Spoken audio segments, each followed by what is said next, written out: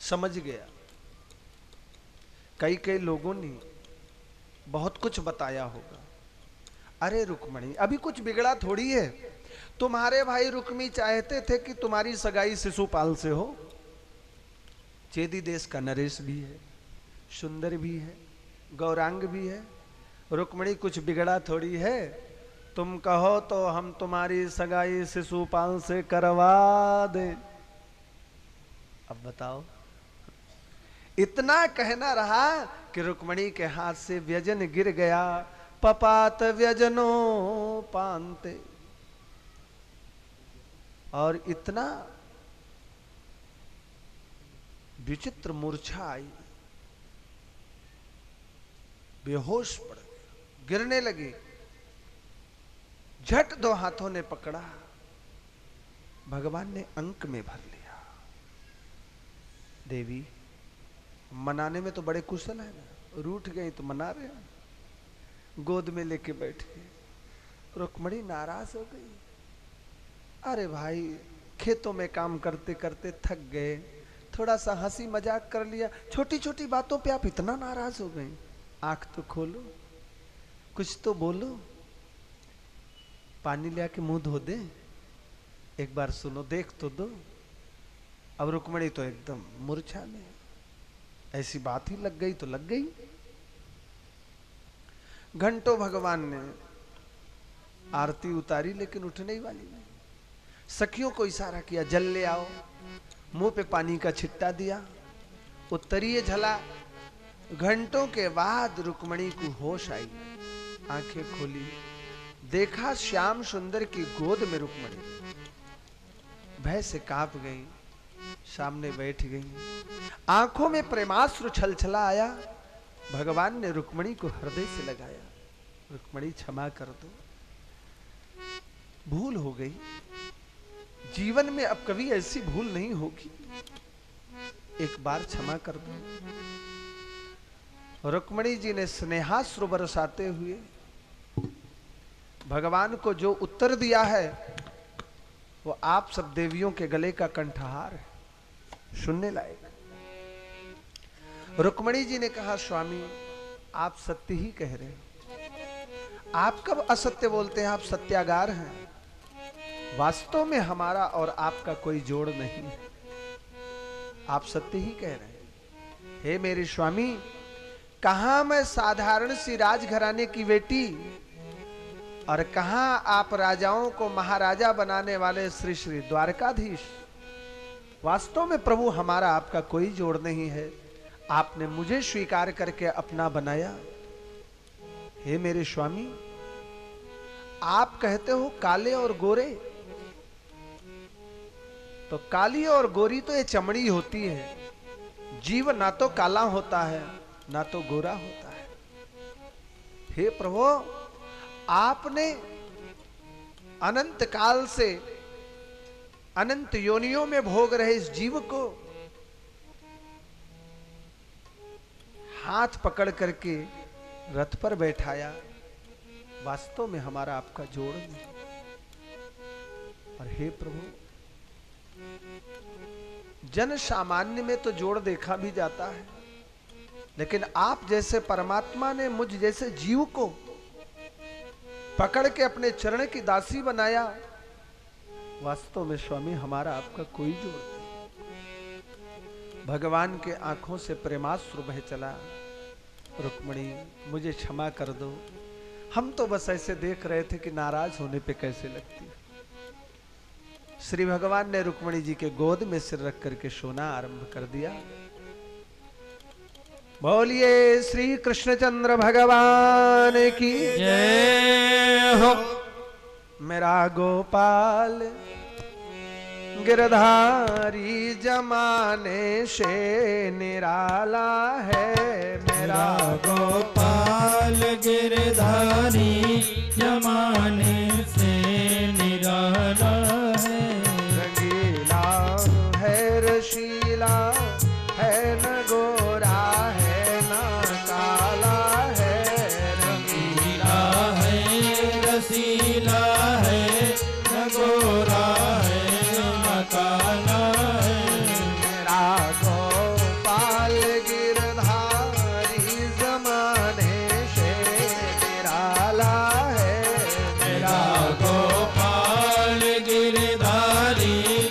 जमाने से निराला है। कभी सपनों में आ जाना, कभी रूपोश हो जाना, कभी सपनों में आ जाना, कभी रूपों से हो जाना। तरसाने का मोहन ने निराला ढंग निकाला है। साने का मोहन ने निराला ढंग निकाला है।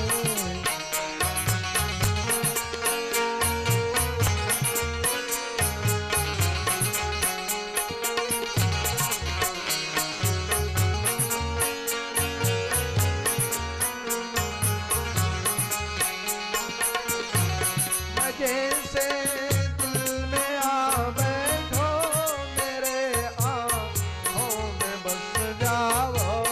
मजे से दिल में आ बैठो, मेरे आँखों में बस जाओ। प्यारे श्याम सुंदर, अपना खुद ही पर्दा है, अपना खुद ही पर्दा है दीदार के लिए, वरना कोई नकाब नहीं यार के लिए। मजे से दिल में आ बैठो, मेरे आँखों में बस जाओ। मजे से दिल में आ बैठो, मेरे आँखों में बस जाओ। अरे गोपाल मंदिर ये है तुम्हारा देखा भाला है। अरे गोपाल मंदिर ये तुम्हारा देखा भाला है। मेरा गोपाल गिरधारी जमाने से निराला है। मेरा गोपाल गिरधारी जमाने से निराला है।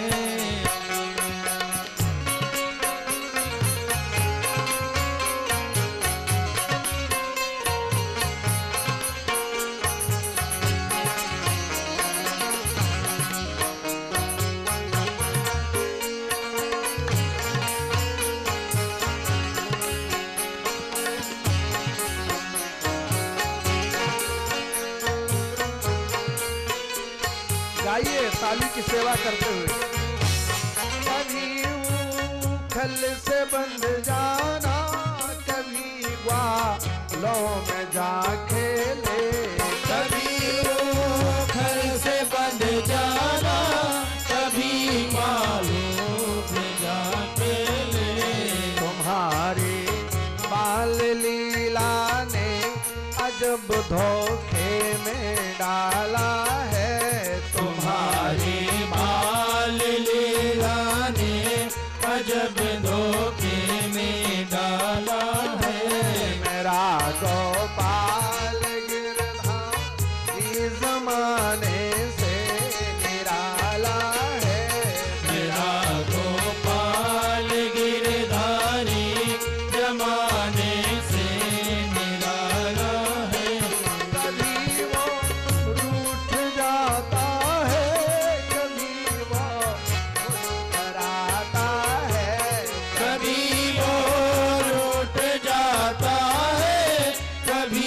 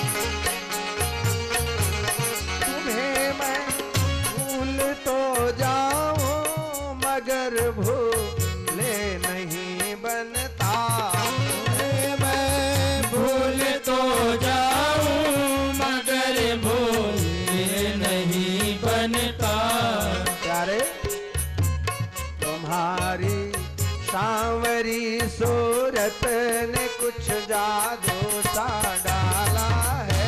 तुम्हारी सावली सूरत ने कुछ जादू सा डाला है। तुम्हारी मोहनी मूरत ने कुछ जादू सा डाला है। तुम्हारी मोहनी मूरत ने कुछ जादू सा डाला है।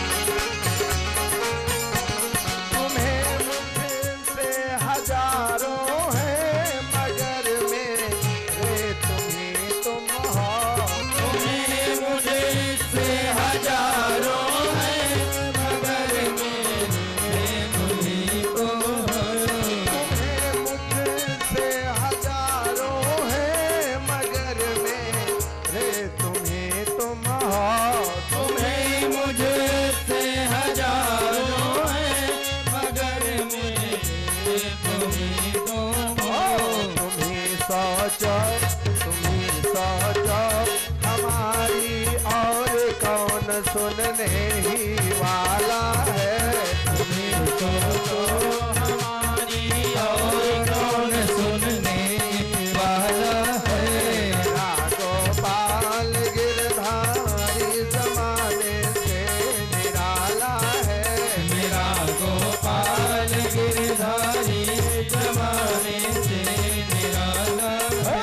रसीला है, रसीला है, न गोरा है न काला है। रसीला है, रसीला है, न गोरा है न काला है।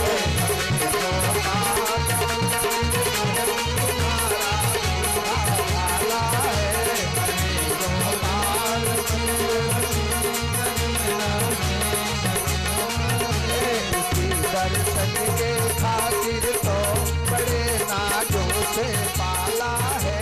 किसी दर्शन के खातिर वो बड़े नाजों से पाला है। तुम्हारी सावरी सूरत ने कुछ जादू सा डाला है। तुम्हारी सांवली सूरत ने कुछ जादू सा डाला है। तुम्हारी मोहनी मूरत ने कुछ जादू सा डाला है। तुम्हारी मोहनी सूरत ने कुछ जादू सा डाला है। तुम्हें पहुँचो हमारी और कौन सुनने ही वाला है। तुम्हें पहुँचो और कौन सुनने को वाला है। कृष्ण लाल की जय हो। तुम ही सोचो हमारी और कौन सुनने ही वाला है। श्री भगवान रुक्मणी की गोद में सिर रख करके सो गए। गृहस्थ धर्म के जीवन का परिपाक किया। उषा अनिरुद्ध का मिलन होता है। भगवान की दिनचर्या गृहस्थी देखने के लिए नारद जी महाराज पधारे और जहां गए वहीं पर भगवान का दर्शन पाए। होता क्या है त्रिपाठी जी, जब धन बल बढ़ता है तो बुद्धि में विकार आने लगता है। यदुवंश में भी धन बल बढ़ गया तो बच्चे उद्दंड होने लगे, गौ ब्राह्मण की निंदा करने लगे। भगवान को लगा अब ये यदुवंश बचने वाला नहीं है। उपाय सोचा, भगवान के पास गुप्तचरों ने बताया तो भगवान ने कहा कि आज हम लोग एक सत्संग का आयोजन करते हैं।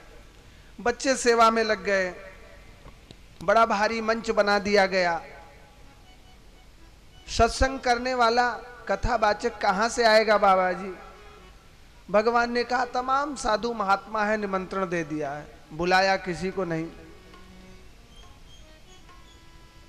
वस्तुतः प्रवचन तो भगवान को ही करना था, भगवान ही मंच पे आए। भाई जब कोई नहीं आया तो चलो हम ही कथा करते हैं, जो आज तक सत्संग किया है। सब बैठे हैं, 16,108 देवियां, बहुएं, बेटा आदि सब। भगवान ने कहा मैंने अपने इतने दिन के जीवन में एक रिसर्च किया है, अनुभव किया है, अगर प्राणी अपना उत्थान चाहता है तो गौ ब्राह्मण की निंदा न करे, गौ ब्राह्मण की सेवा करे। प्रवचन पूरा हो गया, भगवान चले गए। देखो एक बात होती ना, प्रवचन करने वाला एक होता है, ध्यान से समझ ले, सुनने वाले अनेक होते हैं। मुंडे मुंडे मतिर भिन्ना, आप कुछ सोच रहे हैं, आप कुछ सोच रहे हैं, आप कुछ सोच रहे हैं। तो सुनाता एक है, सुनते अनेक हैं, समझते अनेक हैं। सुनाने वाला एक भाव से कह रहा है, समझने वाले अनेक भाव से समझ रहे हैं। कथा को सुनकर के सही समझ लेना ही जीवन की समझ है। एक कथा गुरुदेव वशिष्ठ ने गान किया अयोध्या जी में। क्या गाया? सुनाया वेद पुराण वशिष्ठ बखानहि, सुनहि राम यद्यपि सब जानी। भगवान को कोई कथा ऐसी है जो नहीं मालूम है, लेकिन कथा सुनना प्राणी का धर्म है, इसलिए सुनहि राम यद्यपि सब जाने। कथा क्या हो रही है? चारों भैया बैठे हैं। गुरुदेव वशिष्ठ ने कहा अनादिकाल की घटना है। महात्मा कश्यप की 13 पत्नियां बैठी थी। 13 पत्नियों के सामने एक दिन माता दिति ने प्रश्न किया, प्रभु ये भगवान भास्कर का जो घोड़ा है, सूर्य जिस घोड़े से चलते हैं, वो घोड़ा किस रंग का है? तो कश्यप जी ने कहा घोड़े का रंग तो श्वेत है। तो कहा महाराज पूरा श्वेत है, सफेद ही है कि कुछ काला नीला है? नहीं नहीं, पूरा का पूरा घोड़ा शुद्ध श्वेत वर्ण का है, और उसमें 7 घोड़े लगे हैं, हजारों किरणें निकलती हैं। अरुण नाम का लंगड़ा सारथी है, उन घोड़ों को वही चलाता है। आदि आदि कथा सुनाया। कथा पूरी हो गई। दूसरे दिन कद्रू जी ने विनीता से कहा कि दीदी आज मैंने देखा सूर्य के घोड़े की पूंछ काली है। विनीता जी ने कहा अभी कल हमारे स्वामी ने सबके सामने कहा कि घोड़े की पूंछ सफेद है। नहीं नहीं दीदी हमने देखा है। नहीं हम मान नहीं सकती, अब दोनों आपस में तो सवत ही हैं, बाजी लग गई। विनीता जी ने कहा अगर घोड़े की पूंछ काली नहीं होगी तो हम जीवन भर तुम्हारी दासी बनेंगी। कद्रू जी ने कहा, विनीता जी ने कहा अगर घोड़े की पूंछ सफेद नहीं होगी तो हम जीवन भर तुम्हारी दासी बनेंगे। कद्रू के बच्चे हैं सांप। कद्रू जी ने बच्चों को बुलाया और कहा जाकर के सांप की पूंछ में लिपट जाओ। सारे बच्चे सांप के वो घोड़े की पूंछ में लिपट गए। पूंछ काली हो गई, काले काले सांप। और जब रथ निकला तो कद्रू जी ने विनीता से कहा देखो देखो बहन, तुम कह रही थी घोड़े की पूंछ सफेद है, देख लो किस रंग की है। विनीता जी ने देखा पूंछ तो काली है। सरल हृदया थी विनीता जी, उन्होंने दासत्व स्वीकार कर लिया। झाड़ू बहाड़ू करने लगी कद्रू के यहां। विनीता के 2 बेटा, एक अरुण जो भगवान सूर्य के सारथी हैं, और दूसरे बेटे गरुण जो भगवान नारायण के सारथी हैं। गरुण जी को न समय है ना अरुण जी को समय है कि माता पिता की ओर देखे। गरुण जी को समय लगा। गरुण जी एक दिन छूट करके आकर के माँ को जब प्रणाम करना चाहे, देखे मेरी माँ तो दासी बनी है। कारण पूछा तो बताया आपके पिताजी ने कथा सुनाई थी कि घोड़े की पूंछ सफेद है। कद्रू जी ने कहा काली है, अब ऐसे ऐसे बात हुई तो गरुण जी ने कहा पिताजी ने बताया है कि सफेद है? बोले हाँ। बोले फिर काली कैसे हो गई? पिताजी तो झूठ बोलते नहीं है, बिना देखी बात कहते नहीं है। और तुरंत गरुण जी पावर में आए, समझ गए हो ये मेरे भाइयों की करतूत है, और झट उड़े और जितने पूंछ में सांप लटके थे एक एक करके गोविंदाय नमो नमः, गोविंदाय नमो नमः, सारे सांप को खा गए। और नीचे आए, बड़ी मैया से कहा बड़ी मैया छोटी मैया तुम भी आओ, मेरी मैया तुम भी आओ। पिताजी ने बताया था घोड़े की पूंछ सफेद है, कौन कहता है काली है? देखो देखो घोड़े की पूंछ तो सफेद है। ये पुत्रत्व है। विनीता जी को दासत्व से स्वीकार, छुटकारा दिलवा दिया। कथा पूरी हो गई, वशिष्ठ जी चले गए। राम जी ने बुलाया, भरतलाल जी आपने कथा सुनी? सुना भैया। कहो आज की कथा में तुमने क्या समझा? भरत जी ने कहा मैंने ये समझा भैया कि चाहे माँ का आदेश हो चाहे पिता का आदेश हो, काम करने के पहले, निर्णय लेने के पहले सम्यक प्रकार से बात समझ लेनी चाहिए। अगर कद्रू के बच्चे एक बार विचार करते कि पिताजी ने कथा सुनाई है और माँ के आदेश का पालन न करते, पूंछ में न लगते, तो आज गरुण जी उस परिवार का सफाया न करते, परिवार बच जाता। मैंने आज की कथा में यह समझा। लक्ष्मण को बुलाया, लक्ष्मण हाँ भैया आपने कथा सुनी? सुना। कथा कैसी लगी लक्ष्मण? भैया गुरुदेव कथा तो बहुत प्यारी लगी। अच्छा लक्ष्मण आज की कथा सुनकर के तुमने क्या समझा? बोले मैंने समझा भाई कि वो जो कद्रू के बच्चे थे वो डरपोक थे। अगर मैं उस सभा में होता तो सबको लिलकारता और कहता डरपोक की तरह बैठे हो, पकड़ के गरुड़ को बांध दो, इसका पंख नहीं उड़ेगा, देखेंगे कैसे खाएगा। क्योंकि वो शेषावतार हैं, उनके परिवार का भक्षण हुआ तो पावर में आ गए। कोई बात नहीं, जाओ लक्ष्मण। शत्रुघ्न को बुलाया, शत्रुघ्न कथा एक है, ध्यान से समझो। शत्रुघ्न तुमने कथा सुना? हाँ भैया सुना। कैसी कथा? बहुत प्यारी कथा। क्या समझे? बोले भैया मैं तो ये समझता हूं कि पूंछ काली है कि सफेद है, इस पचड़े में कौन पड़े? आपका भजन करे, इससे बढ़िया कुछ नहीं। जाके सुमिरन तेरी पुनाशा, नाम शत्रुघ्न वेद प्रकाशा। वहीं बैठी है मंथरिया, इतनी बड़ी गठरी ले कुबरवा पर। हाँ मंथरिया बैठी, वो क्या समझ रही है? जब अयोध्या दुल्हन की तरह सजी राम जी को वनवास होने का समय नहीं था, राज्याभिषेक होने का समय था, उसी समय उसने कैकेयी को बरगलाया। कहीं दिमाग खराब हो गया है? अब कालीन गुरु महाराज सुनाए हैं, हमारे बात जिन माना। गुरु महाराज का मनबू कद्रू बिनित ही दीन दुख। कद्रू के लड़के कद्रू मिन के बिनता के दासी बनाए देहन।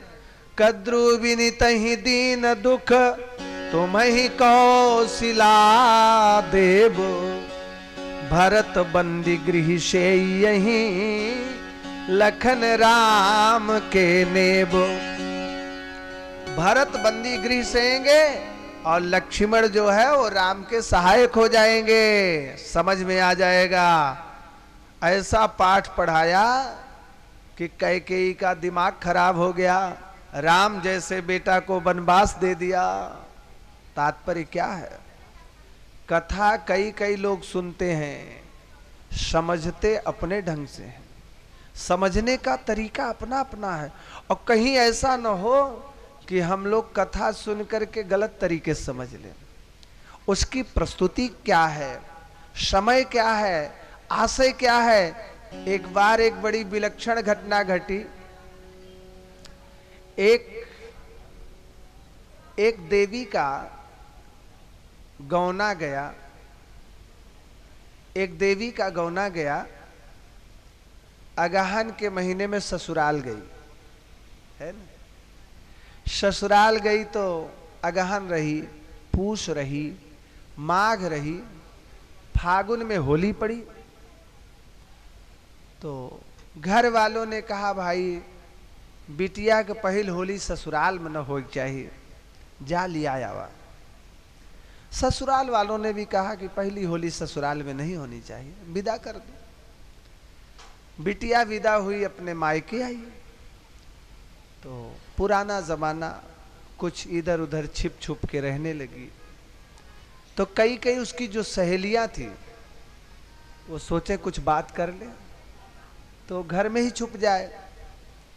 एक दिन संजोग हुआ वो पानी भरने निकली, तो उसकी एक कोई पुरानी सहेली थी, उसने आवाज दिया, अरे भाई वो सरिता, सरिता सुन नहीं रही हो? देखा मैं आपकी सहेली, यार 4 दिन तुम्हें आए हो गया, बात नहीं किया।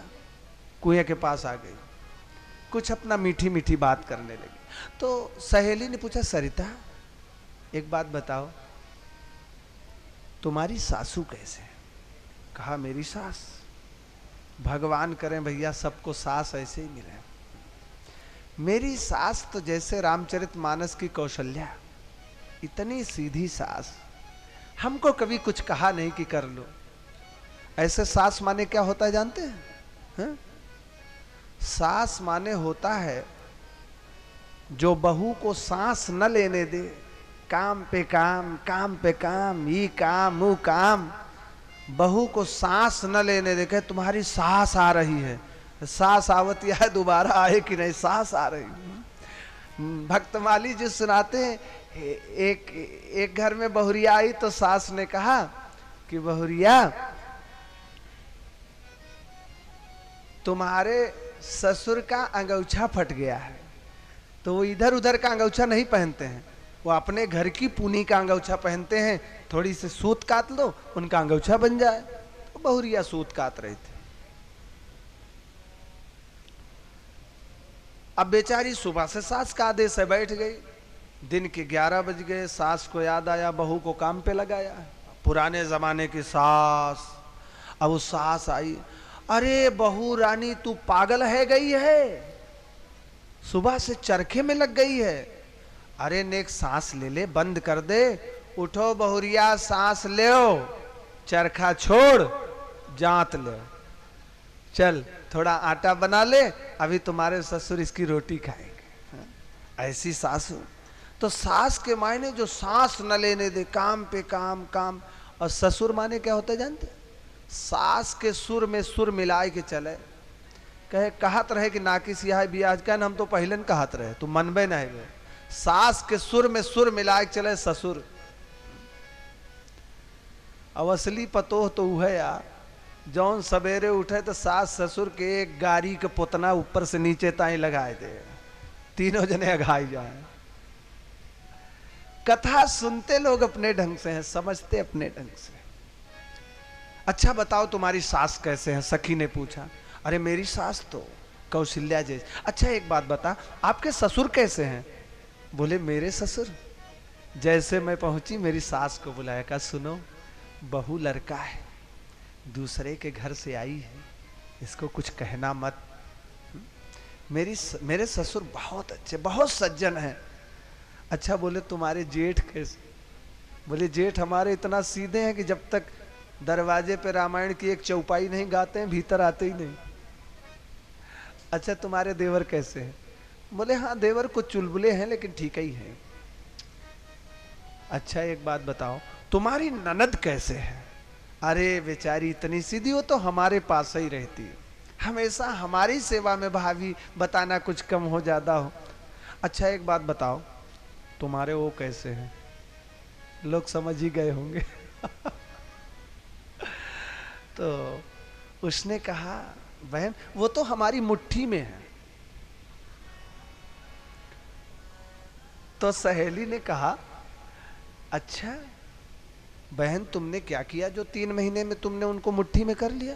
बोले देखो मैं उनकी सेवा करती थी, शुश्रूषा करती। अब कथा हो रही है, कुआं पर पानी भरा जा रहा है, कथा हो रहा है, मैं उनकी सेवा करती थी, शुश्रूषा करती थी। कैसे सेवा करती थी, क्या करती थी? देखो उनको मैं गर्म पानी से नहलाती थी, तौलिया से उनका शरीर पोंछती थी, कभी कभी तेल आदि लगा देती थी। तब तक माँ ने बुलाया, पानी ही भरोगी कि आओगी? बेटी चली गई। अब सहेली ने समझ लिया कि पति को गर्म पानी से नहलाना सेवा है। यह कथा सुन लिया। धीरे से चैत का महीना आया, बैसाख में उसका भी सुदिन आया और शुक्ल पक्ष में गौना हो गया। जब देवी गई, 2-1 दिन रही, तो ऐसे ही मन में आया कि सहेली ने बताया था पति को गर्म पानी से नहलाना चाहिए। तो संजोग से पति देव वकील साहब थे, अगर कोई होंगे तो नाराज नहीं होंगे, बात आ गई है कह देता हूं। तो वकील साहब कचहरी से लौट के आए। 1 दिन देखा, 2 दिन देखा, जब तीसरे दिन जाने लगे तो पत्नी ने हाथ पकड़ा, सुनो आज हम आपको अपने हाथ से नहलाएंगे। वकील साहब ने कहा दिमाग खराब हो गया है, 3 दिन गौना आए हुआ, गांव देश क्या कहेगा, समाज क्या कहेगा, अम्मा बाबू क्या कहेंगे। बोले देखो ये हमारा आपका पर्सनल मामला है, आप हमारे पति हो, हम आपको नहलाएंगे, क्या गड़बड़ी होगी। अब अंदर से तो वकील साहब धन्य हो रहे हैं, इतनी बढ़िया पत्नी मिली, अपने हाथ से नहलाएगी। कचहरी पहुंचे, वकीलों ने हाल चाल पूछा, कहो भाई यार सेकंड मैरिज हो गई, कैसे है? बोले यार आज आ रहा था तो हाथ पकड़ लिया और कहा कि मैं आपको अपने हाथ से नहलाऊं। लोगों ने कहा यार पार्टी नहीं दिया भाई, आपकी तो भाग्य है, हमारी तो यार जाते हैं तो मुंह फुलाए बैठे रहती हैं। भैया आप बड़े भाग्यशाली हो, सौभाग्यशाली हो। तो पति जी ने कहा अच्छा आज रहने दो, दोपहर में आऊंगा तो नहलाना। पत्नी ने कहा लेकिन कितने बजे आओगे? बोले बस यही 1-1:15 तक। बोले पक्का वादा करना, कच्चा मत करना। बोले हाँ पक्का बोल रहे हैं, 1 बजे कोर्ट दोपहर तक की है, बंद हो जाएगी, बस 1:30 बजे तक आ जाऊंगा। विवाह में मिली राजदूत फटफट आवाज कर रही है। देवी जी ने देखा घड़ी के 12 बज गए, गैस चूल्हा जलाया, टेंट हाउस से आया, भगोना रखा, 1 भगोना पानी भल भल भल भल भल भल मई के महीने में खौलने लगा। 2.5 लीटर का जग डाला, ले जाकर के भगोना रखा, बाथरूम में तौलिया रखा, मोती पियर्स का साबुन रखा। आज मेरी सहेली ने बताया है, इनको नहला करके मुट्ठी में कर लूंगी। और जैसे पतिदेव हाथे के अंदर आए, हैंडल पकड़ लिया, सुनो चलो नहाओ ना। हाँ भाई चलते हैं। मोटरसाइकिल से उतरे तो सही, और जैसे उतर रहे देवी जी ने हाथे का दरवाजा बंद किया। पति ने कहा दरवाजा क्यों बंद कर रही हो? बोले देखो ये हमारा आपका पर्सनल मामला है, हम आप पति पत्नी हैं। अब वो तो बेचारे अंदर से धन्य है, वाह गजब की पत्नी मिली है। अब पति देव गए बाथरूम में बैठ गए, देवी जी ने 2.5 लीटर का जग उठाया, भलभलाता पानी 1 जग डाला। अरे ये क्या किया बदमाश कहीं कि, तब तक दूसरा डाल दिया, बड़े बड़े छाले पड़ गए। ये क्या किया? क्षमा कर दो, गलती हो गई। बोले बदमाश कहीं गलती क्या हुई, ये गर्म पानी से क्यों नहला दिया? बोले मैंने कथा सुना था, मेरी सहेली ने बताया था गर्म पानी से नहलाओ तो पतिदेव मुट्ठी में हो जाते। वकील साहब ने कहा मूर्ख कहीं की, पागल हो गई है, तुम्हारे सहेली का गौना कब गया था? बोले गहन में गया था। बोले घर लौट के कब आई? बोले होली पे। बोले पागल, एगहान पूष माघ फागुन ठंडी पड़ती है, इसमें ठंडे पानी गर्म पानी से नहलाया जाता है। अरे गर्मी में ठंडे पानी से नहलाया जाता है, गर्म पानी से? जानती नहीं थे, हम भूल गई, कथा सुन लिया था। तो कहीं संभल के बैठना, जल में तमाशा देखने वालों, तमाशा खुद न बन जाना यार, तमाशा देखने वालों। हमेशा सावधानी से ध्वनि अवरेब कवित गुण जाती। एक क्षण के लिए भी हाथ दिमाग हटा, कथा कहां फिसल गई, क्या कह रही थी, कौन सी बात किसको लग गई अच्छी, किसको खराब, किसके समझ में आई, किसके समझ कहा नहीं जा सकता। इसलिए हमेशा एकदम एक्टिव होकर और हमेशा सापेक्ष निर्णय ही सोचना चाहिए। कभी गलत अर्थ नहीं है, सापेक्ष अर्थ। इसमें मेरा मंगल कितना निहित है, इस बात में मेरा हित कितना है, ऐसा। भगवान ने देखा ये ग्वाल बालों पर कथा नहीं असर करेगी, भगवान कथा करके चले गए, ग्वाल बाल पावर में आए। हम जान रहे थे पढ़े लिखे हैं नहीं, जिंदगी भर गाय चराया, अपने बाबा को कह रहे हैं पढ़े लिखे हैं नहीं, जिंदगी भर गाय चराया। हम तो पहले ही जान रहे थे यही बताएंगे गौ ब्राह्मण गौ ब्राह्मण। एक बच्चे ने कहा यार सच कह रहे हो, गाय बेचारी खाती है 2-4 बूंद दूध देती है, और ये पंडित जी लोग बाबा लोग आए और दूध माठा भी खाए, दक्षिणा भी लिए, पैर भी मिंजवाए, चले भी गए, इनसे क्या लाभ है। अब ब्राह्मण का विरोध हो रहा है, भगवान को गुप्तचरों ने बताया, भगवान समझ गए ये गौ ब्राह्मण का विरोध कर रहे हैं, अब 56 करोड़ यदुवंश नहीं रह जाएगा। फिर भी बचाने का प्रयास किया, एक प्रैक्टिकल कराया, बच्चों कल हम लोग खेल खेलेंगे। बोले क्या खेलेंगे बाबा? बोले जो इच्छा। उपवन में गए, हाथ में गेंद लेकर के, भगवान उत्तरीय डाल के लेट गए, बच्चों ने गेंद का खेल आरंभ किया। एक बच्चे ने ऐसी हाकी मारी, गेंद जाके गिरा कुआं में, कुआं कोई पुराना, हल्ला मचाया बाबा बाबा बाबा। बोले क्या हुआ? बोले गेंद तो कुएं में गिर गई। बोले कमंडल लेके गेंद निकाल लो। कमंडल दिया, गेंद को फंसाया, जब निकालने लगे तो कोई पुराना गिरगिट गेंद पकड़ लिया। वो चिल्लाए बाबा गिरगिट गेंद ही नहीं छोड़ रहा है। बोले गिरगिट कितना बड़ा होता है, निकाल लो। बोले बाबा बहुत बड़ा है। भगवान उठे, रस्सी में हाथ लगाया, कमंडलू खींचा, गिरगिट ऊपर आया, और जैसे भगवान के हाथ का स्पर्श हुआ गिरगिट से, वो झम कूदा, तुलसीराम मंडित होकर के भगवान के चरणों में प्रणाम करने लगा। अब तो ग्वाल बाल सब आश्चर्य में आए, ये गिरगिट और ये तुलसीदाम मंडित और ये कैसे हो गया।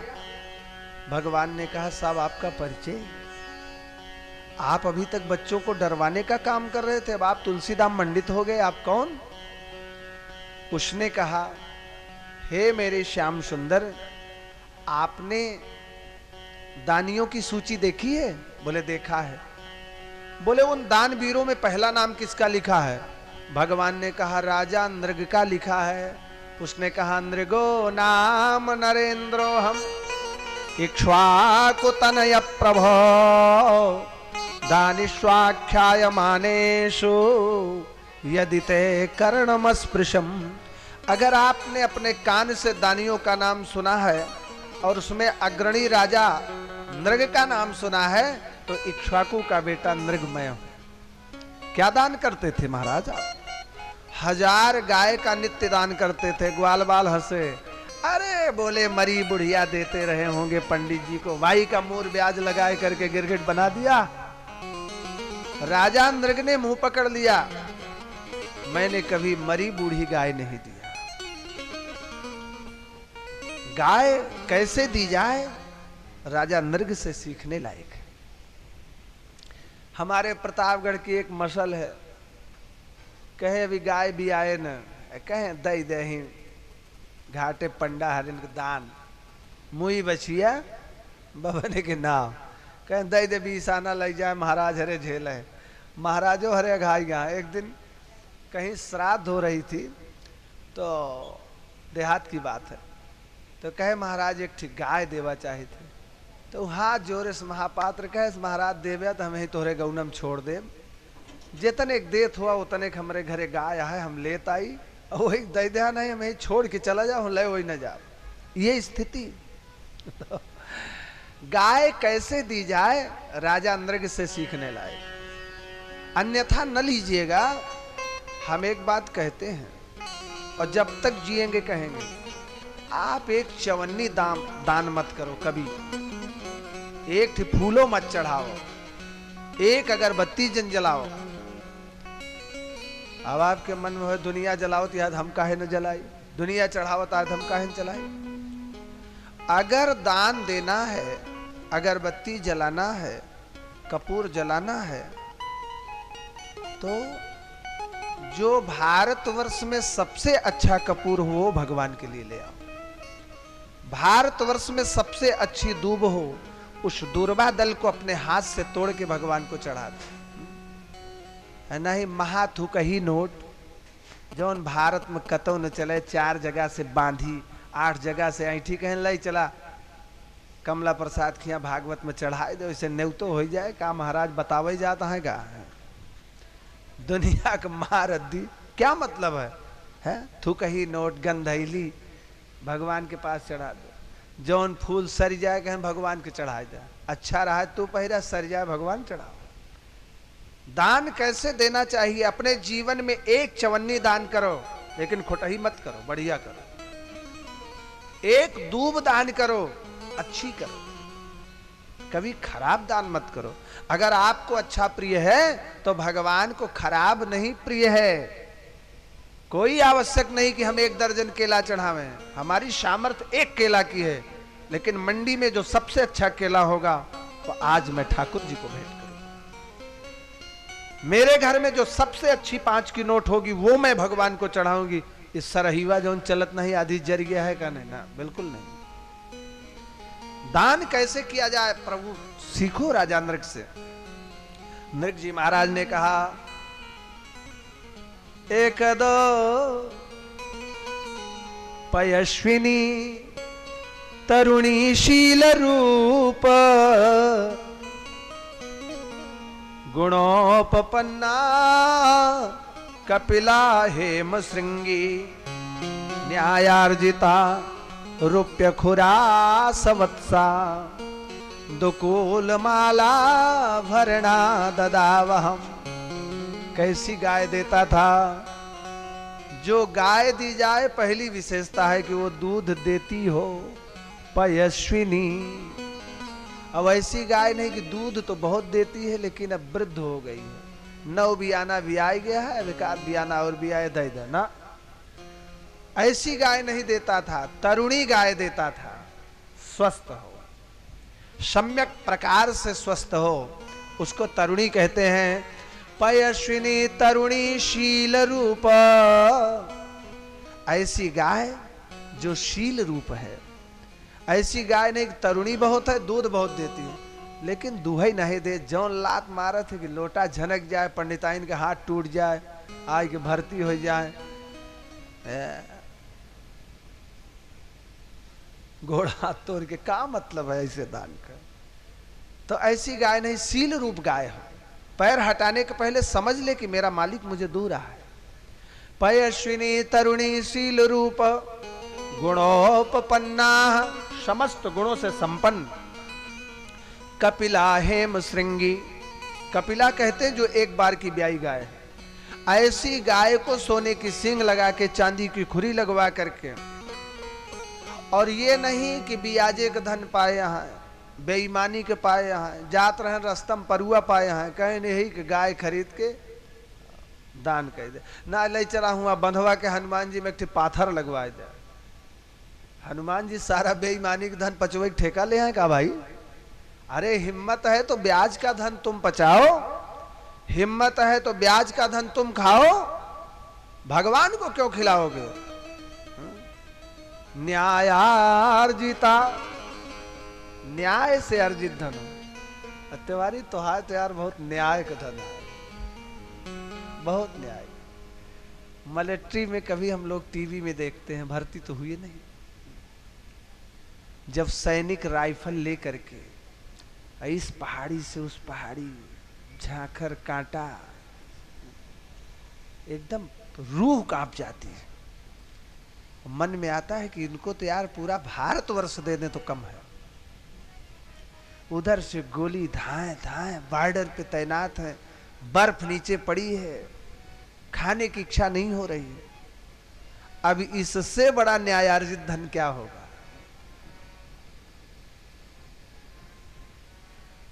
भाग्यशाली है आप वहां से छोड़े तो शिक्षक बने, यह भी बड़ी न्याय की पूंजी है। सरकारी विद्यालय में तो अब भी न्याय है, प्राइवेट वाले तो खूब खींच रहे मामला। अब कोई हो नाराज हो तो हम काहे को हो जाए भाई, नहीं कथा करवाएंगे और क्या करें।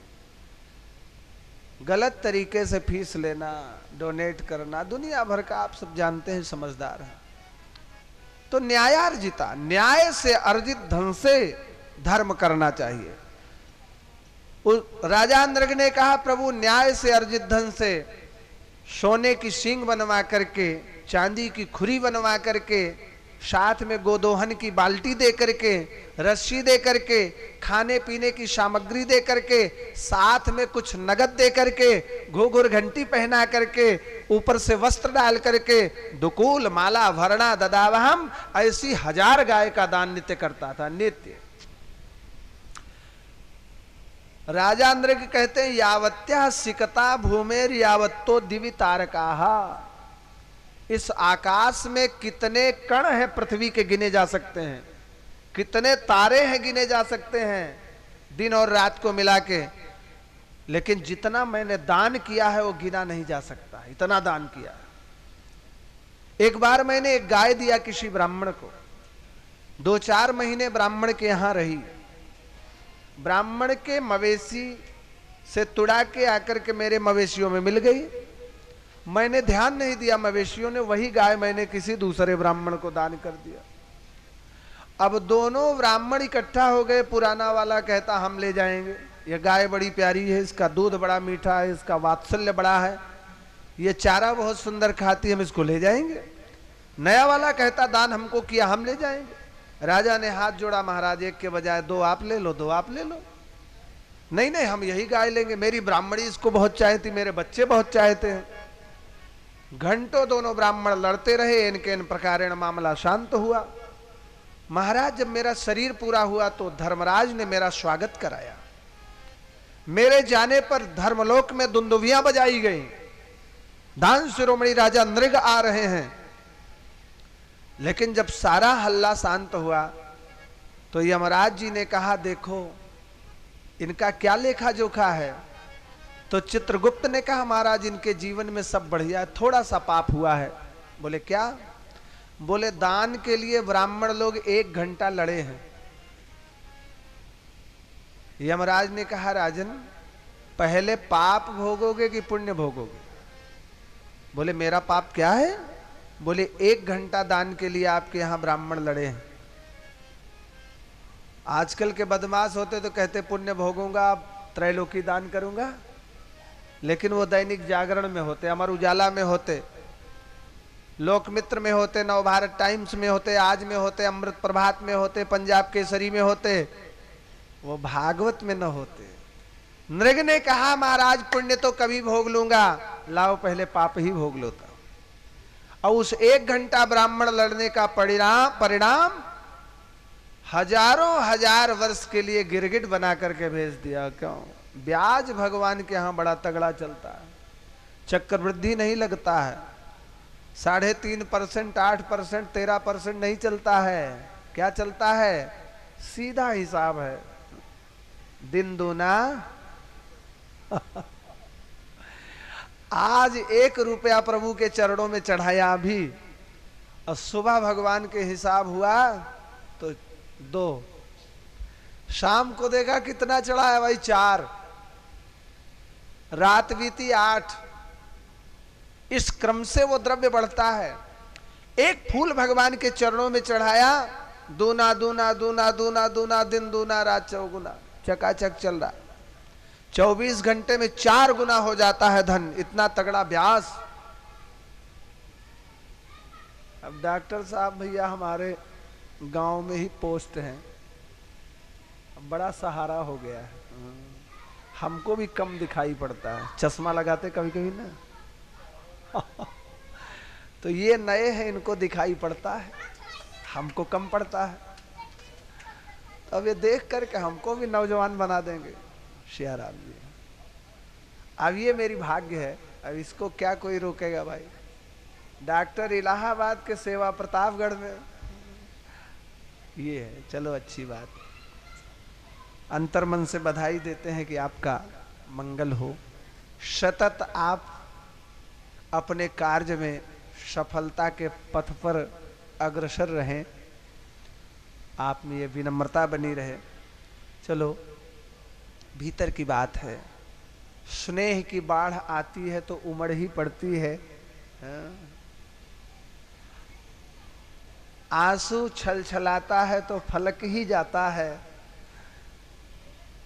स्नेह का दरिया बड़ा अद्भुत होता है। सियाराम जी तो न्याय से अर्जित धन से दान करना चाहिए।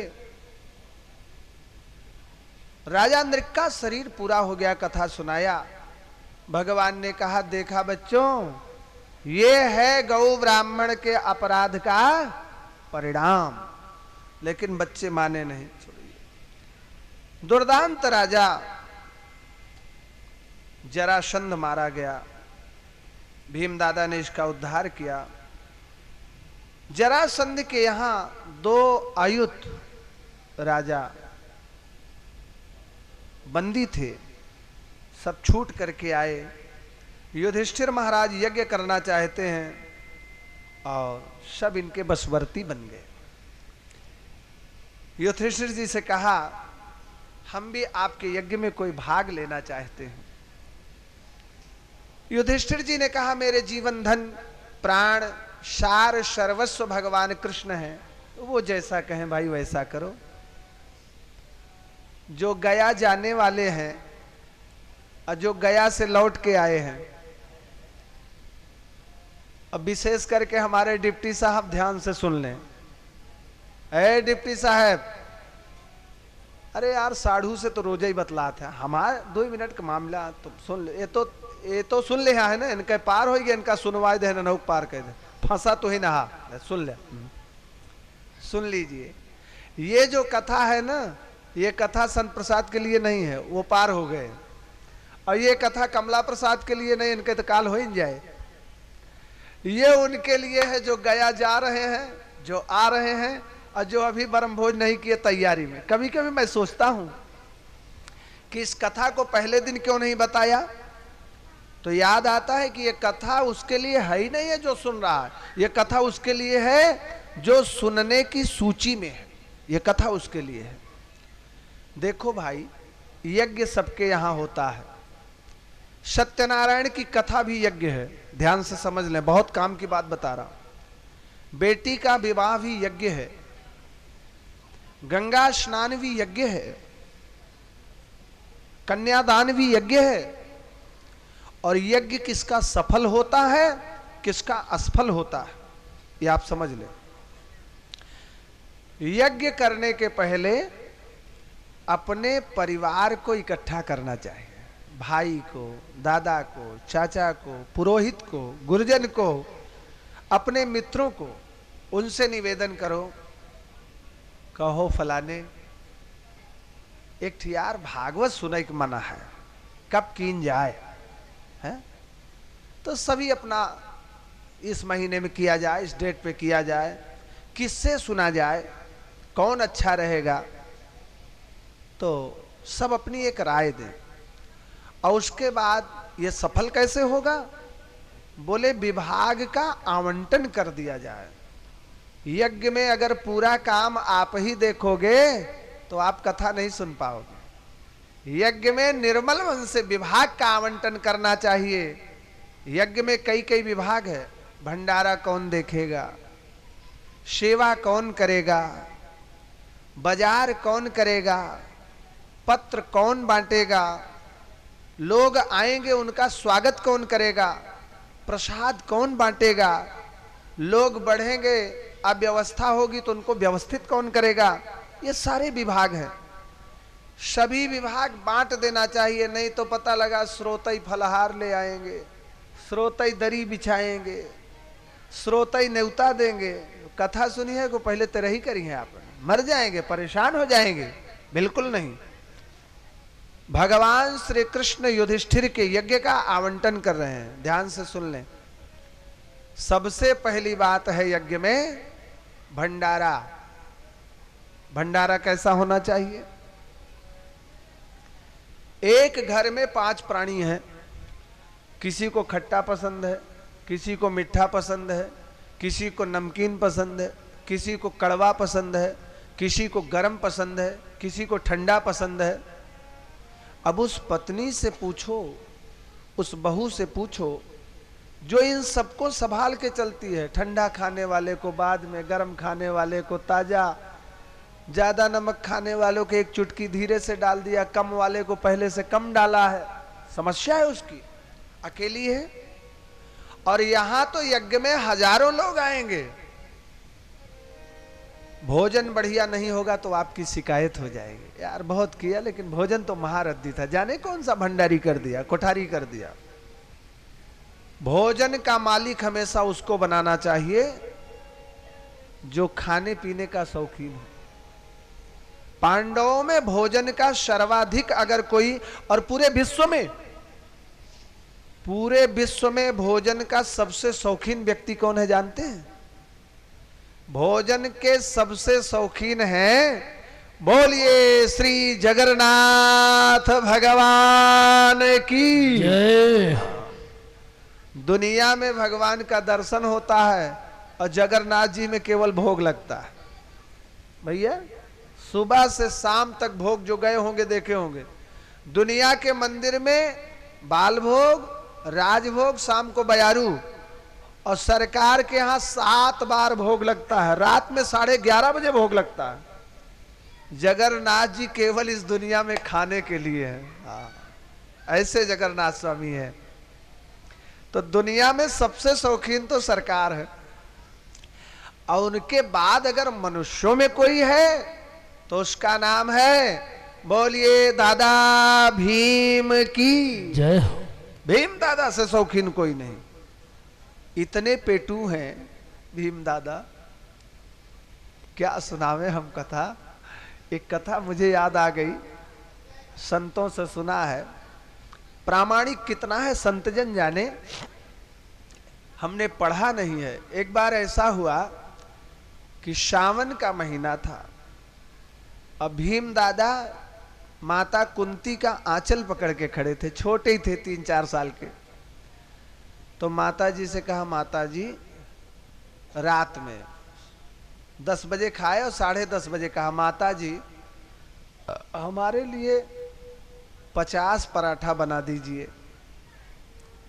तो कुंती ने कहा, बेटा अभी अभी खाए हो, पागल हो गए हो, 50 पराठा क्या करोगे? बोले, माता जी आकाश में बड़ी बदरी दिखाई पड़ रही है, अगर पानी बरस दिया लकड़ी गीली हो जाए तो क्या भीम पेटू मरेगा? तो मेरे लिए बना दोगी तो हम उसको रखे रहेंगे, सुबह खा लेंगे। अम्मा का हृदय पिघल गया। तो कुंती ने भीम को पकड़ा, अच्छा कैसा पराठा खाएगा? तो भीम दादा ने कहा, गोभी भर के तकिया के आकार का 56 पराठा बना दो, बस तकिया के आकार का, आयताकार, साइज भी अद्भुत। तो माता जी ने कहा, बना दे। तो क्या करोगे? बोले, आज तकिया नहीं लगाऊंगा, आज पराठे की तकिया लगाऊंगा, और जब भूख नींद खुलेगी खा लूंगा। इतने शौकीन है भीम दादा। कुंती बुआ ने 56 पराठा बना के भीम दादा के शिराने रख दिया। रात भर चैन से तब सोते थे जब भोजन सिर पे रखा रहता था, इतने शौकीन। अरे एक बार तो एक व्यक्ति रेलवे से कटने गया मरने के लिए, तो बगल में फाटक था, वहीं से कुछ दूर पे वो रेलवे पे रख दिया अपना गर्दन। कई लोगों ने देखा, यार ये पागल हो गया नौजवान, ये कटने जा, उठाओ इसको। कई लोग गए, भैया दिमाग खराब है क्या, गाड़ी आ रही कट जाओगे। बोले, तुमसे क्या मतलब भाई, कटने हम आए हैं। अरे यार उठ जाओ, जीवन बड़ा कठिन है, तुम मरने आए हो, ये जीवन मरने के लिए है, उठो। हमने कहा चले जाओ भाई, आपसे क्या मतलब है, कटने मैं आया हूं। अब वहीं बोलता, लेटे लेटे गर्दन रखा है उसपे, लाइन पे गाड़ी आ रही, हारन दे रहे, अरे यार उठो, क्या तमाशा करते हो। कई लोगों ने बल प्रयोग किया, उठाया तो देखा तो नीचे इतनी तगड़ी मोटी रोटी बासी। तो लोगों ने वो हटाया, ये रोटी क्यों रखे हो? बोले, वाह रोटी न रखा, अरे मरने आए तो रोटी क्या जरूरत। उसने कहा, अच्छा गाड़ी लेट हो जाएगी तो क्या भूखों मरेंगे क्या हैं? गाड़ी लेट हो गई तो क्या पेट के मारे भूखों मरेंगे? तो भीम दादा भोजन के बड़े शौकीन। और दुर्भाग्य है कई लोग, आपकी बात नहीं कर, तोरे यहाँ देखा था लड्डू बहनों बना, एक जने ढोवा था, नहीं तो सोच ले हमका तो नहीं सुनाओ तो फिर गड़बड़ हो जाए। हाँ, तो देखे तो हमारे तो कई जगह देखते विधान है, जे महामक्खी चूस दलिद्र रहे, कहने नहीं चाबी दिया नहीं इज्जत न बचे। अरे इज्जत बचे को पहले ले लेंगे, वो न खाई है न खाए देंगे। नून चटवा को अगुआ बनाओगे जो खुदे नून चाट के पानी पीता है, उस सबको प्रसाद बांटे कि खाई जाए अकेले है। कभी नून चटवा को अगुआ मत बनाओ, भोजन का मालिक उसको बनाओ जो खाने पीने का शौकीन। जो खुद खाता होगा वो खिलाएगा, जो खुद ही दरिद्र होगा वो क्या खिलाएगा। महाराज श्री भगवान ने बुलाया, दादा भीम जी आए। जी महाराज आज्ञा करें। बोले महाराज के यज्ञ में तुम्हें एक सेवा दे रहा हूं। क्या है सरकार? बोले भंडारे का काम तुम्हें देखना है। भीमो महान साध्यक्षो। अरे भीम जी तख्तवा से उछल गए हो। आहा, भगवान के चरणों में 5 बार गिरे। भगवान ने कहा खुश हो, खूब खुश है। दुर्योधन आपको वित्त मंत्रालय दिया जाता है। भीमो महान साध्यक्षो धनाध्यक्ष सुयोधन। जैसे दुर्योधन का नाम आया, भीम दादा पावर में आए, जिनको देख के हम जीना नहीं चाहते हैं, वो हमारे यज्ञ में वित्त मंत्री होंगे। दौड़ के गए युधिष्ठिर के पास, सब सत्यानाश हो गया। क्या सत्यानाश हुआ? अरे बोले दुर्योधन को हमारे घर में वित्त मंत्री भगवान ने बना दिया है। युधिष्ठिर जी ने कहा प्रभु हैं? बोले वो वही तो सब कर ही रहे हैं। बोले तुम्हें क्या विभाग मिला है? बोले हमें तो भंडारा मिला है। युधिष्ठिर मुस्कुराए, बदलवा दें, तुमको वित्त मंत्री बना दे, उनको भंडारा दे दे। अरे बोले तब तो हम ऐसे ही मर जाएंगे, हम पेटू, हम मरेंगे नहीं, आप जो विभाग। तो फिर बोले क्यों परेशान? भीमो महान साध्यक्षो धनाध्यक्ष सुयोधन। नकुलो, विशेष विभाग आपको बता रहे हैं। नकुलो सहदेवस्तु पूजायाम, सहदेवस्तु पूजायाम, नकुलो द्रव्य साधने। सहदेव और नकुल को पूजा के द्रव्य साधन में लगाया। महाराज पूजा करेंगे, अगरबत्ती कौन देगा, पानी कौन देगा, गंगाजल कौन देगा, प्रसाद कौन देगा, फूल कौन देगा, कौन देखेगा, देख लेना। अर्जुन घबरा रहा है कि हमसे छोटों को विभाग मिल गया, बड़ों को विभाग मिल गया, मैं धनुर्धर संग्राम विजयी, हमें कुछ नहीं मिल रहा है। भगवान ने कहा अर्जुन तुम्हें भी यज्ञ में कुछ करना है। अरे प्रभु आज्ञा करें, प्राण तो अंदर ही अंदर घुट रहे थे, आज्ञा करें। बोले गुरु शुश्रूषणे जिष्णु। अर्जुन गुरुजनों की सेवा करना तुम्हारा धर्म है। गुरुजनों की सेवा अर्जुन से बढ़िया क्या कोई करेगा। इतने सेवक हैं अर्जुन कि द्रोणाचार्य ने अपने बेटा को ब्रह्मास्त्र चलाना बताया, लौटाना नहीं। लेकिन सेवा एक ऐसी वस्तु है कि सेवा के बस में द्रोणाचार्य जी ने अर्जुन को ब्रह्मास्त्र चलाना और ब्रह्मास्त्र लौटाना दोनों बताया। यहां सेवा कर रहे हैं कौन जानते हैं? आपके जो वो साले हैं और उनके 2 बच्चे हैं, ये गोलू और बड़का का नाम है सौरभ गोलू। तो सौरभ जी हमारा चरण दबाते, तो मुझे अर्जुन की याद आती है, बड़े वाले बड़ी श्रद्धा से दबाते। जब यहां रहे तो हमसे कहे महाराज जी थोड़ी सेवा कर। अब लोग कहते हैं अरे यार कथा बाचकी में का वहा बैठे बैठे कथा कहन खूब खायन महाराज हरन को सेवा होती है, खूब जूस पियता है। हम आपसे असत्य नहीं बोल रहे हैं कमला प्रसाद जी। एकाध दिन रतिया में 1-2 बजे आवा और देखा महाराज अरे सोवत राहत की जागत राहत, वही बिस्तरवा पैसे कलझत ही जैसे मछली निकाल दिया, ऐसे हम कलझत ही धाए मुर्दा सवेर हो जाए। कहें देखा 4 बजा हो उठा। लोग कहे चाहे जो, आप कभी देखो अनुभव करो, छोड़ो। गुरु शुश्रूषणे जिष्णु। भगवान कृष्ण ने कहा एक विभाग हमें भी लेना है। युधिष्ठिर ने कहा प्रभु आप तो आज्ञा करें बस। बोले ना हमें तो यज्ञ में कुछ करना ही है। तो बोले प्रभु जो आपकी इच्छा। कई ऐसे बुद्धिमान मुख्यमंत्री होते हैं ना जो खास विभाग अपने पास रखते हैं, और भगवान मुख्यमंत्री थोड़ी हैं भगवान प्रधानमंत्री थोड़ी हैं, भगवान तो इस दुनिया का सार सर्वस्व है। और जो दुनिया का सार विभाग है, तत्व विभाग है, भगवान ने उसको लिया।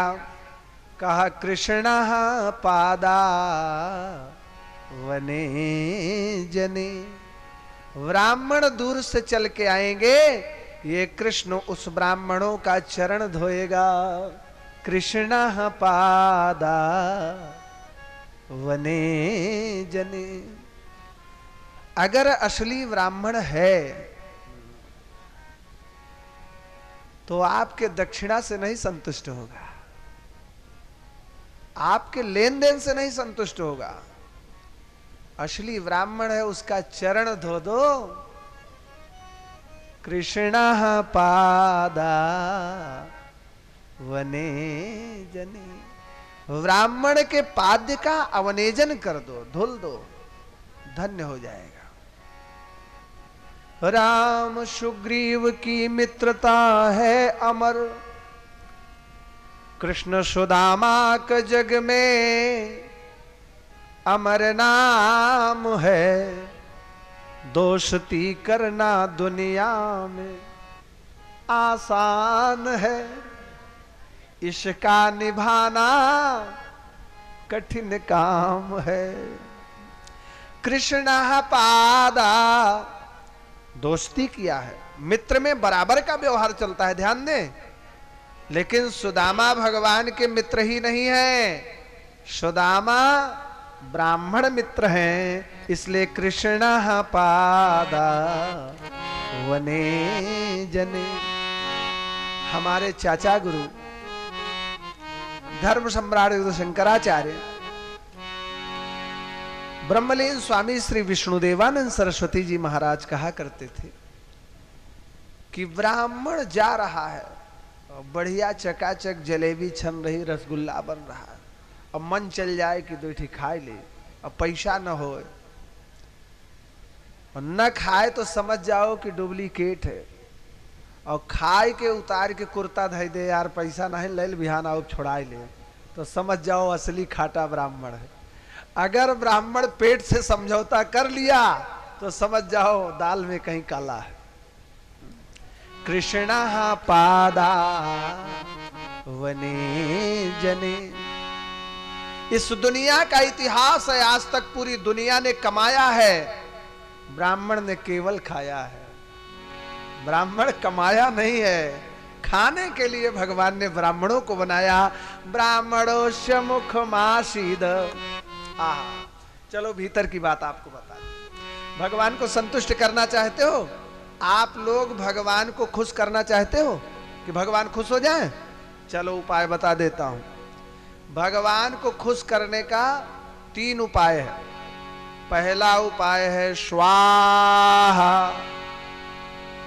घी महंगा है, तिल महंगा है, आग जलाने की जगह नहीं है, मंत्र आता नहीं है, तो दूसरा उपाय किया, पंडित जी को न्योता दो, बढ़िया रसमलाई मंगाओ, खीर बनाओ, ताल मखाने की काजू भात जिन चुरे के दे दे, बढ़िया चकाचक खीर बनाए। हाँ, उसके बाद बढ़िया चौकी लगाओ, ब्राह्मण का पैर धो और खूब जम के खिलाओ। और जो ब्राह्मण संतुष्ट हो जाए खात खात, महाराज एक रसगुल्ला खा लेते 50 रुपया दे आप। और जो खा ले तो कहा महाराज एक और खा ले 100। और अगर खात खात मर जाए तो जान लो यज्ञ एकदम पूरी होगी। अब अगर जिंदा चले जाए तो समझ जाओ तब भी चकाचक ही है? ब्राह्मण को इतना खिलाओ कि ब्राह्मण मस्त हो जाए और चले तो कहा वाह, कमला प्रसाद जी खूब खिलाए यार, मस्त कर दिया, वाह। और घर जाए तो सोचे रस्तम की 500 तो देहन हुई है, इतना चलते है वैसे कम का दी है, 700 देह हुई है, और जो लिफाफा खोले तो 1100। वाह, स्वाहा आहा वाह, ये 3 स्वरूप है यज्ञ पूर्ति का, ध्यान से समझ लें। है अब इसमें जो पसंद हो वही कर लो भाई। ब्राह्मणोस्य मुखमाशीद, अग्नि भगवान के मुख से संत प्रसाद जी ध्यान से सुन ले। हाँ अब की आओ तो खूब बढ़िया खियाया, कुछ देहा वहा जिन खियाया बढ़िया, जैसे आज दूध पियाया, चकाचक रहा है मामला। स्वाहा, और जब हम खाई वहां से निकली छठ प्रसाद, हम हो गए वाह, खूब खियाए ने यार चकाचक, गाय भी आ गया है बढ़िया, वाह। फिर आगे तो आप समझते हैं, काल में तो हुए भैया डिप्टी साहब की ऐसे न चिन्हिए डॉक्टर साहब, समझ गया। तो स्वाहा वाहा और आहा। अब इसमें जो सूत्र पसंद हो कर लो। कृष्णा पादावने जने, भगवान का यज्ञ है, सुन लीजिए। परिवेशणे द्रुपदजा, देवी द्रौपदी को बुलाया। द्रौपदी, कृष्णे तुम्हें भी यज्ञ में कुछ सेवा करनी है। जी प्रभु आज्ञा करें। ब्राह्मण लोग आएंगे, याज्ञिक दोपहर में छूटेंगे, उनको फलाहार द्रौपदी तुम अपने हाथ से परसोगी। कई कई लोग भोजन बहुत बढ़िया बनाते हैं, अब परसने लगते हैं तो हाय राम, सांस पेटे में पीटत ही सब खाई जाइ है, कुछ छोड़ी हैं। परसने वाला उदार होना चाहिए है। परसने वाला अगर गड़बड़ होगी, वो अपने बड़े पहले ने कटोरिया सब्जी निकाल के धैले तो मन से धूप हुआ से उठ जाए। कृष्णा परिवेशणे द्रुपदजा, कर्णो दाने महामना, दानवीर कर्ण को दान की चौकी पे बैठाया। बड़ा विरोध हुआ, बड़ी अंतर कथा है। यज्ञ हो गया, लेकिन पुराने समय में जब यज्ञ पूरा होता था तिवारी जी, तो घड़ी घंट शंख अपने आप बजने लगता था। जयध्वनि, वेदध्वनि, मंगलध्वनि, शंखध्वनि, विजयध्वनि, सारी ध्वनियां अपने आप यज्ञ मंडप से होने लगती थी। अंतिम बार युधिष्ठिर के यज्ञ में बजा है, उसके बाद से आज तक नहीं बजा। जब नहीं बजा तो पंडित जी लोग खुद टन टन टन टन टन टन बजा देते, शंख बजा देते। युधिष्ठिर का यज्ञ हो गया, लेकिन न शंख बजा न घंट ध्वनि आई। युधिष्ठिर कांप गए, प्रभु के पास आए। प्रभु श्याम सुंदर, मेरा यज्ञ पूरा नहीं हुआ। भगवान बोले, दादा नगरी में कोई भूखा तो नहीं रह गया? महाराज मुझे क्या ज्ञान, दसों दिशाओं में सैनिक छूट गए, सर्वत्र यही हो रही। भाई ऐसा यज्ञ न सुना गया न देखा। अरे भीम दादा भाई भंडारा के मालिक, अर्जुन बेचारा चरण दबा रहा था। अरे क्या बताऊं यार, उस यज्ञ में भगवान कृष्ण अपने हाथ से ब्राह्मणों का चरण दो। अरे राज रानी द्रौपदी बेचारी कितनी सुकुमारी, अपने हाथ से ब्राह्मणों को व्यंजन करा रही थी। वास्तव में भाई, अरे दानवीर कर्ण अपने हाथ से खुले हाथ दान दे रहा था, दोनों हाथ से, जितना इच्छा हो ले जाओ। ऐसा यज्ञ कहीं नहीं सुना गया न देखा गया। वास्तव में युधिष्ठिर महाराज की जय जयकार हो, जय जयकार हो, जय जयकार हो। टहलते गए तो देखा एक नदी के किनारे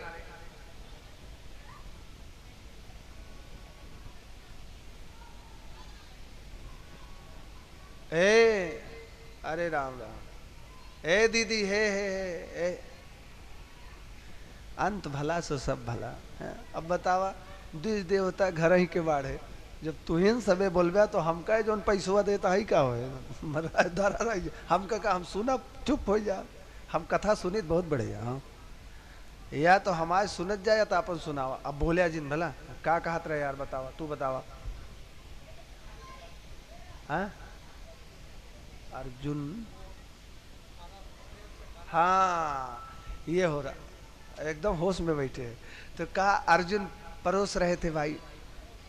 गए सैनिक छूट गए दसों दिशाओं में, सर्वत्र जय जयकार हो रही थी। एक नदी के किनारे पहुंचे, एक महात्मा दिखाई पड़ा, उसका पेटवा पिठिया में चपक गया था। ऐसा लग रहा था कि जब से ये महात्मा बना है इसको भोजन मिले ही नहीं। सैनिकों ने आके बताया, महाराज सर्वत्र जयकार हो रही, एक नदी के किनारे एक महात्मा बैठा है, लगता है उसको भोजन जब से सृष्टि बनी मिले नहीं। युधिष्ठिर ने कहा महाराज जाएं, ले आए। भगवान ने कहा जाओ। युधिष्ठिर जी गए, संत के चरणों में प्रणाम निवेदन किया। महात्मन युवराज युधिष्ठिर खांडव वन में यज्ञ कर रहे हैं और मैं युवराज आपको निमंत्रण देने आया हूं, आप मेरी यज्ञशाला में पधारें, एक ग्रास करें। महात्मा बोला युवराज अपने राम के तो कुछ नियम है, मैं किसी गृहस्थ के यहां तब जाता हूं जब वो 100 यज्ञ का फल मुझे दे, और नहीं तो अपने राम न कहीं जाते हैं न खाते हैं, ज्यादा भूख लगेगी संतों के यहां खा लेंगे। युधिष्ठिर सत्यवादी हाथ जोड़े लौट आए, जाने कैसे कैसे महात्मा इस दुनिया में हमारे निमंत्रण पर मेरे यहां खाने नहीं आ रहे। भगवान ने पूछा क्या हुआ? बोले महाराज बड़े साधु देखे लेकिन ऐसे नहीं देखे, वो तो महात्मा बड़े पावर में चल रहे हैं। उन्होंने कहा कि 100 यज्ञ का फल जो देता है उसके यहां जाता हूं। मैंने हाथ जोड़ा, महाराज अभी पहला यज्ञ कर रहा हूं, आप चल करके खाएं, यज्ञ पूरा हो, 99 करने का आशीर्वाद दें, 100 होगा हम आपको फल दे देंगे। उन्होंने कहा नहीं हम तो जाने ही वाले नहीं, लौट आए। भीम ने कहा कैसा महात्मा और क्यों नहीं आएगा? मैं जाता हूं, मानता हूं जिद करेगा नहीं उठेगा, उठा करके हथेली पे बैठाऊंगा, ले आकर के आंगन में रख दूंगा, जिद करेगा नहीं खाएगा, मुंह पकड़ करके अंगूठा और तर्जनी से दबाऊंगा, मुंह फट जाएगा, एक लड्डू डालूंगा, जिद करेगा नहीं खाएगा, 2 बूंद पानी डाल करके अंगूठे से प्रेशर दूंगा, अंदर चला जाएगा। भगवान बोले भीम दुनिया जाए लेकिन तुम नहीं जाओगे, संतों के प्रति तुम्हारे मन में इतना बड़ा भेद, कुभाव। अर्जुन बोला मैं जाऊं, बोले कोई नहीं जाएगा। किसकी हिम्मत, कौन भगवान से कह दे जाओ। हिम्मत करते हुए देवी द्रौपदी आए, सखे आज्ञा हो तो ये दासी जाए। द्रौपदी तुम जा सकती हो। द्रौपदी चली तो अष्ट सखियां आ गईं, दीदी हम भी चलेंगे, महारानी जी हम भी चलेंगे। द्रौपदी जी ने कहा कोई नहीं जाएगा, संत से मिलना है, मैं अकेले चली जाऊंगा। फिर भी राजधर्म की मर्यादा के अनुसार एक दासी और 2 सैनिक महात्मा की कुटिया तक ले गए। द्रौपदी ने देखा महात्मा समाधिस्थ बैठा है, चरणों में प्रणाम किया। महाराज राजा द्रुपद की बेटी द्रौपदी, पांडवों की पत्नी पांचाली आपको प्रणति प्रणाम निवेदन करती है। हमारे स्वामी लोग यहीं से थोड़ी दूर पे यज्ञ कर रहे हैं, महाराज क्या आप हमारे यहां चलकर के यज्ञ में दर्शन देंगे, एक ग्रास करेंगे? महात्मा बोला बेटी सही कह रहे, अभी तुम्हारे पति आए थे महाराज युधिष्ठिर। बेटी अपने राम का तो नियम है, मैं किसी गृहस्थ के यज्ञ में तब जाता हूं जब 100 यज्ञ का फल हमें दे। द्रौपदी जी ने कहा इतनी छोटी सी बात के लिए आप मेरे यहां चरण नहीं रखेंगे? बोले छोटी बात है तो दे दे 100 यज्ञ का फल। द्रौपदी ने कहा आप मंत्र पढ़ो, फल मैं देती हूं। महात्मा बोला तुम्हारे पति का एक यज्ञ पूरा नहीं हुआ तो 99 कहां से करके आई? उसने कहा क्षमा करें महाराज, प्रयागराज में भुलई के पूरा में कमला प्रसाद जी के यहां यज्ञ हो रहा है। शंकराचार्य आश्रम से अरुण महाराज आए और वो कथा सुना रहे थे। संत मिलन को जाइए तज ममता अभिमान, एक एक पग आगे बढ़े तो कोटिन यज्ञ समान। उन्होंने सत्संग में भरे समाज में कहा कि साधु से मिलने के लिए एक पग जाइए तो 1 करोड़ यज्ञ का फल होता है। और खांडव वन से गिनते हुए आ रहे हूं 776 डग मेरा यहां पूरा हुआ है, आप अपना वाला ले ले, हमारा वापस कर दे। महात्मा के आंखों से पानी आ गया, साधु उठ के खड़ा हो गया। सौभाग्यवती रहो बेटी, द्रौपदी तुम्हारा सौभाग्य बना रहे, जब तक ये सृष्टि रहे, धरा रहे, तेरा नाम बना रहे, तुम्हारे पति अमर रहें। देवी मैं ऐसा तुम्हें आशीर्वाद करता हूं। धन्य है तेरे जीवन का सत्संग। अभी चलता हूं। तात स्वर्ग अपवर्ग सुख धैर्य तुलायक अंग तुले न ताहि सकल मिली जो सुख लो सतसंग। सतसंगति ही कथय किम न करोति पुंसाम। सतसंगति इस जीवन में क्या नहीं कर सकती। महात्मा उठ गया। आगे आगे सैनिक, बीच में महात्मा, उनके पीछे द्रौपदी, द्रौपदी के पीछे दासी। आंगन में आसन रख दिया गया। सटरस भोजन 3600 व्यंजन 56 प्रकार माता द्रौपदी ने ले आकर के महात्मा को भेंट किया। महात्मा ने एक बार भोजन देखा, एक बार द्रौपदी को देखा। 56 कटोरी एक में डाला, उठा करके गोविंदाय नमो नमः। और जैसे उन्होंने ग्रास लगाया, तैसे यज्ञशाला में रखा हुआ शंख, रखा हुआ घंट, शंख ध्वनि, जयध्वनि, विजय ध्वनि, घंट ध्वनि, सारी ध्वनिया गगन को भेदने लगी। युधिष्ठिर का यज्ञ पूरा हुआ, सर्वत्र जय जयकार होने लगी।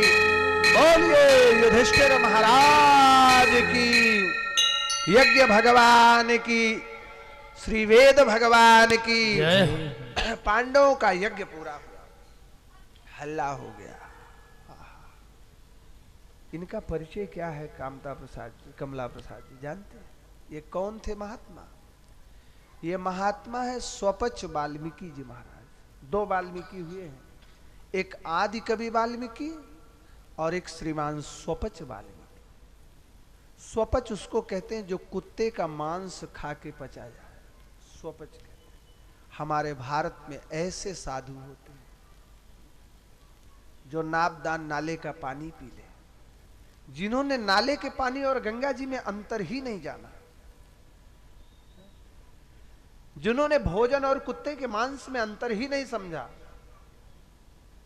निज प्रभु मैं देखहि जगत उमाज राम चरण रत विगत काम मद क्रोध। निज प्रभु मैं देखहि जगत के ही शन करें विरोध। महात्मा इतने अद्भुत, प्रभाव इतना चमत्कारी कि पांडवों का यज्ञ पूरा करवा दिया। किम बहुना समय मेरे पास आधा घंटा अवशिष्ट है। घड़ी बहुत गति से चल रही है। हम तो जहां ही खड़े हो जाएं वहीं देर लग जाती है। क्या बताएं, आलसी आदमी है, धीरे धीरे चलते हैं। बलराम जी की तीर्थ यात्रा का निरूपण है। यमुना जी का अपकर्षण किया है। शांब का विवाह दुर्योधन की बेटी लक्ष्मणा के साथ संपन्न करवाया। पौंड्रक, काशी नरेश आदि का आख्यान आता है।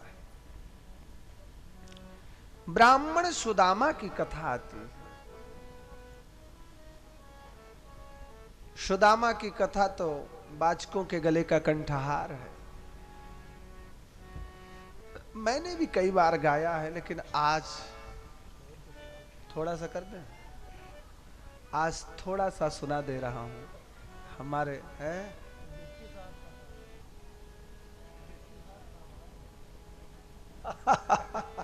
क्या बात है।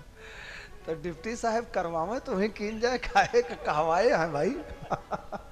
कहो एक करवावे तू सवे चला करा, ये चाहबे करी देखा। श्याराम भीतर की बात, मौका मिले तो छोड़ना नहीं चाहिए, हाँ मार देना चाहिए। श्याराम जी तो कृष्णस्यासी सखा कश्चित ब्राह्मणो ब्रह्मवित्तमः।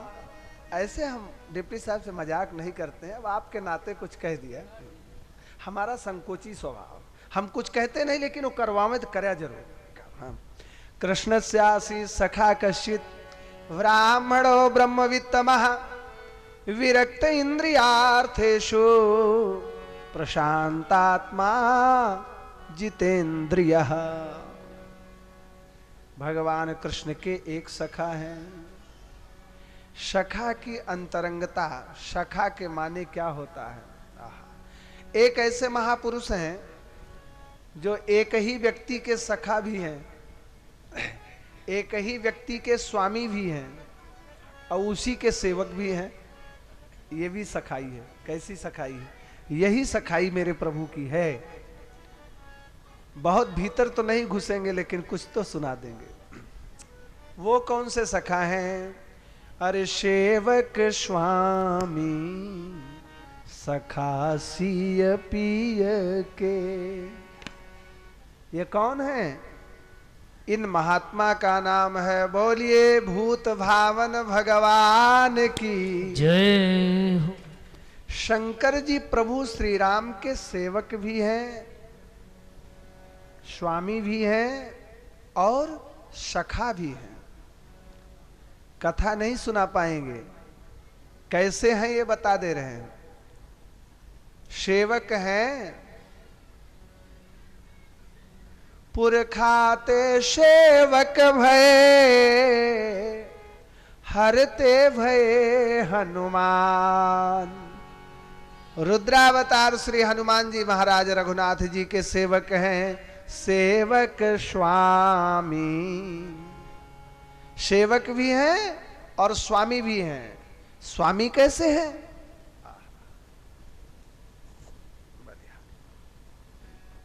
सेवक स्वामी। स्वामी कैसे हैं? भगवान श्री राम को जब लंका जीतना हुआ तो रामस्यासौ ईश्वरः रामेश्वरः, भगवान ने अपना एक स्वामी बनाया। स्वामी का नाम भगवान श्री रामेश्वर धराया। बोलिए आपकी कृपा से हम रावण को मारेंगे। बोलिए रामेश्वरम तीर्थ की जय। सेवक स्वामी। अब बात रही तीसरी, सखाशिय पिय के। भगवान सखा भी हैं। कैसे हैं? विवाह हो रहा था, शंकर जी सोचे कि मेरा साथी कहीं फंस न जाए, तो तुरंत उन्होंने, हर जगह तो पूरे विवाह में साथ थे, लेकिन जब भगवान राम कोहबर में जाने लगे, को है वर इन दुहुन में सीता या श्री राम, या को निर्णय होय जहां सो घर को वर नाम। को है वर, कोहबर। इन दोनों में वर कौन है? दूल्हा दुल्हन। वर माने श्रेष्ठ। दूल्हा दुल्हन में श्रेष्ठ कौन है? को है वर इन दुहन में सीता या श्री राम, या को निर्णय होए जहां सो घर कोहबर नाम। कोहबर में घर है कि नहीं?